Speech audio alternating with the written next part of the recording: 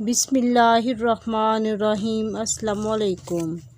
امراض کی دو قسمیں ہیں، ایک وہ امراض ہیں جن کا تعلق انسان کے بدن سے ہو اور دوسرے وہ امراض ہیں جن کا تعلق انسان کے قلب اور دل سے ہو۔ ضرر اور اثر میں دونوں امراض برابر، بلکہ دل کے امراض کی مرضتیں اور برے اثر بدنی امراض سے بڑھ کر ہیں۔ اللہ تعالیٰ نے قرآن کریم کے متعلق ارشاد فرمایا ہے کہ ترجمہ: اور ہم ایسی چیز یعنی قرآن نازل کرتے ہیں کہ وہ ایمان والوں کے حق میں شفا اور رحمت ہے۔ اللہ تبارک و تعالیٰ نے قرآن پاک میں بڑی طاقت و تاثیر رکھی ہے۔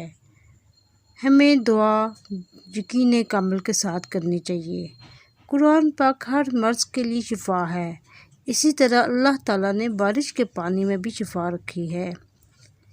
ہمیں اللہ تعالیٰ سے نہایت عاجزی انکساری کے ساتھ اس کے رب کے حضور گڑ گڑا کر رو کر دعائیں مانگیں، اسی سے اپنی التجا کریں تو وہ ضرور شفا دے گا۔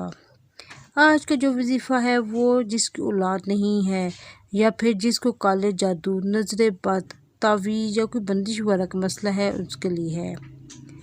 حضرت محمد صلی اللہ علیہ وآلہ وسلم نے فرمایا کہ اللہ پاک نے بارش کے پانی میں شفا رکھی ہے۔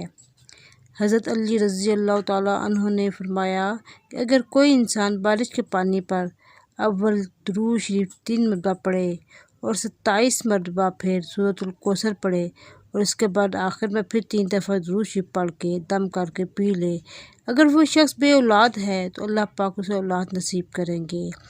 اسی طرح اگر کسی انسان پر کالے جادو، نظر بد، تعویذ یا کوئی بندش وغیرہ کا مسئلہ ہے تو وہ انسان بارش کے پانی پر 1 مرتبہ سورۃ جن، 1 مرتبہ سورۃ ناس اور 1 مرتبہ سورۃ الفلق دم کر کے پی لے تو انشاءاللہ تعالیٰ بفضل خدا اللہ کے حکم سے اس کو اللہ تعالیٰ شفا نصیب کریں گے۔